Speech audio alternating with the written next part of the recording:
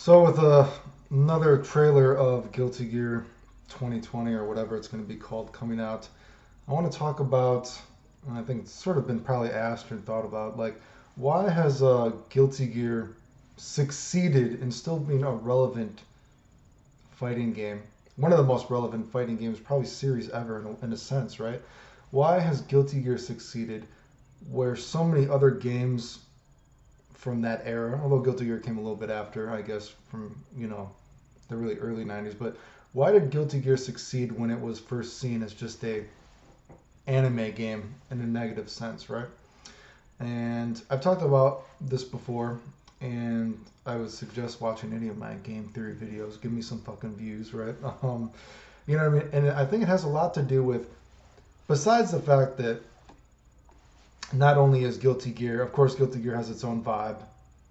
There's a lot of goodwill in Guilty Gear. You know what I mean? A lot of things were designed with goodwill, if that makes sense. But is a bit of a perfect storm with.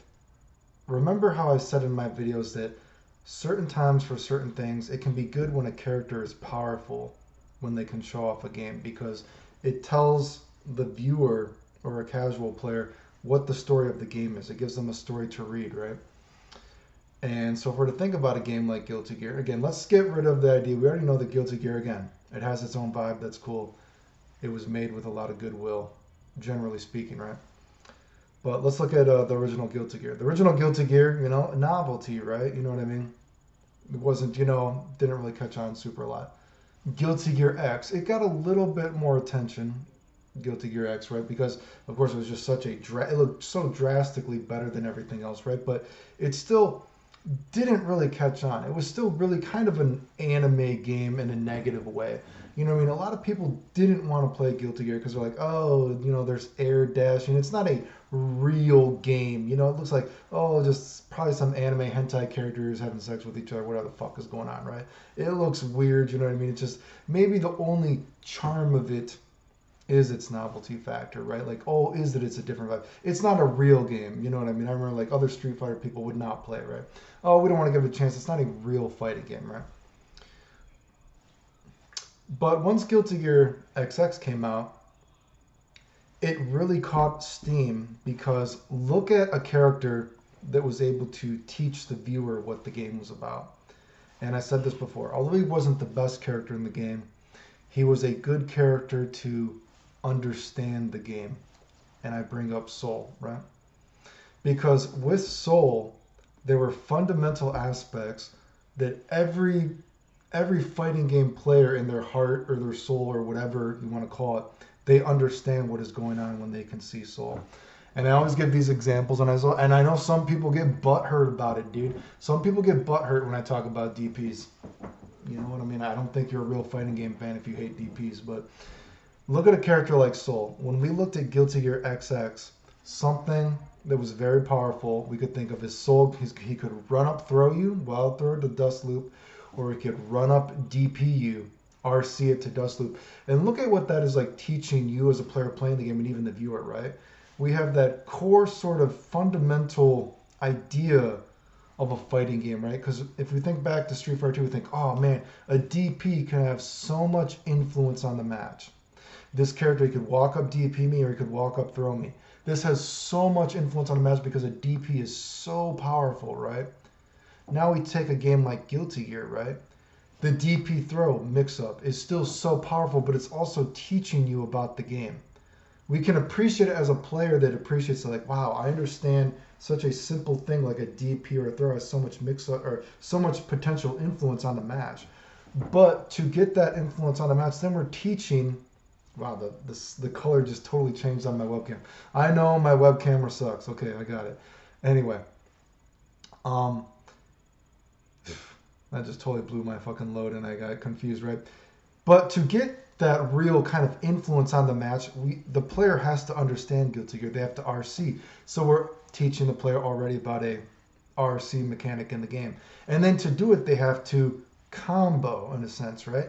And the combo isn't just because a lot of, say if you're looking at Street Fighter players, maybe they didn't like Guilty Gear at first because, like, oh, we hate chain combos. We don't want a fucking chain combo. We don't like that. We like links. But look at the dust loop. The dust loop is a link, technically, right? You know what I mean? So you got to teach the guy. They're going to do stand kick after RCDP into a duck hard slash, which is a chain. Then they're going to jump cancel, again, learning a little bit about the game. And then they're doing a dust loop, which is a link. And then for the final combo of the dust loop, they're going to do a chain combo. And all that, look at what you just taught the player and a new player. Look at what you taught the casual audience and you taught the person playing the game. They appreciated the game from a core fundamental aspect of what make fighting games fighting games. That simple idea of having a DP or a throw could have so much influence on the match, but to do it, they have to learn a little bit about Guilty Gear. They see the RC. They see you're actually comboing the net. And it's such explosive damage, and when a casual player or a casual thinks like, whoa, that was so cool. Just as many people that hate when something, quotation marks, simple beats you, it's also exciting to see that because you're like, whoa, that had so much influence on the match. Like, whoa, that was explosive. That was fucking awesome. And you also taught the Street Fighter player about this game at the same time. Do you get what I'm saying? And so, what I was talking about before in those kind of videos is that's why it can be good when a game can have a strong character to teach the viewer about what is going on. Because they're like, whoa, I understand this game by watching this, right? And that's why certain games, and I use a game like Karna's Revenge, because I know, again, runs a very fine line between being completely scrub-a-dub and deceptively skillful. But I use that as an example because characters like Mizuguchi and Karnov are actually fucking exceptional characters. They are very, very interesting characters design-wise, and they can do a lot of very interesting things.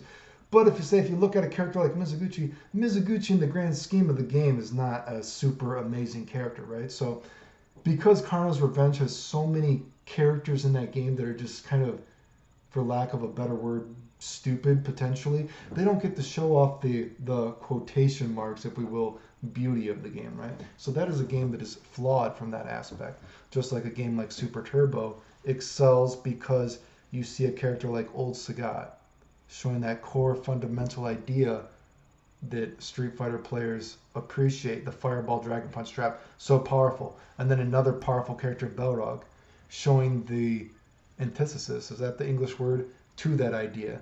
You know what I mean? Rushdown, he doesn't have fireballs, but he's appealing to another character. His super is so good, throw loops. He's showing that clash of mentality between what fighting game players were thinking at the time, right? So those two characters, they show off the game very well. And if you think about a game like Guilty Gear before that, was there a character that really shows off the game to the audience and the player what this game is about? Guilty Gear X, was there any character that you automatically associate with it? Guilty Gear X, technically not, right? But Guilty Gear XX had that perfect storm of soul. You could appreciate, even, the funny thing is, and I said this before, people think that, Street Fighter 2 doesn't have an influence on things, look at even a game like Guilty Gear nowadays. People still call Kai a Shoto. Do you get what I'm saying? Like, that core idea of fireballs and dragon punches are so important to what a fighting game is in our mind as a fighting game player that we even call characters like Kai a Shoto. Hell, some people would even go as far as to call Soul a Shoto when you first saw Guilty Gear, right? But in a way, it's important for characters to be good in a sense like that because they show off the game. You see Soul, he does have a fireball technically. He does have a dragon punch. He can't throw you. And they can have such influences on the match. And they also teach you about the game. And that's very important. And that's one of the reasons that Guilty Gear became popular. I think that's when Guilty Gear became popular. Because you had all this goodwill that was in Guilty Gear. It had its own vibe. And it also taught the player, taught the casual audience what this game is about with that core, again, idea of what is a fighting game in our hearts or souls, right? For lack of a better word. So, you know what I mean? It's very important to keep these things in video games, right? Even if some people don't like it, you know what I mean? It is what it is, dude. That's what fighting games are about. You know what I mean? Certain core ideas of what make fighting games important should always be in every fighting game. And it's very bad when people try to get rid of these core ideas of what make fighting games fun, right? So you should never be trying to go one step forward, one step back, one step forward, two steps back. You always need to be progressing a game while still keeping what is true to what made everyone play Street Fighter 2 originally. Does that make sense? The end.